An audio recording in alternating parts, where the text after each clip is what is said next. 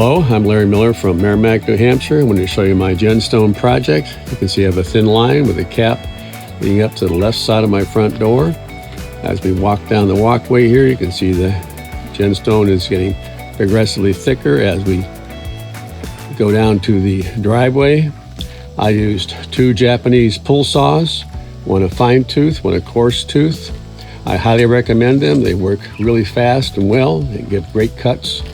As you go around the corner here, you can see I have used some corner pieces. As we go past the garage doors, I put a little piece between the garage doors.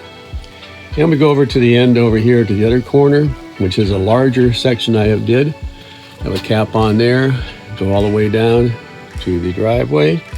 And then we come around here to the side and we go back under the deck. This is my project. I really like it, enjoyed doing it, and I hope you like it too. Thank you.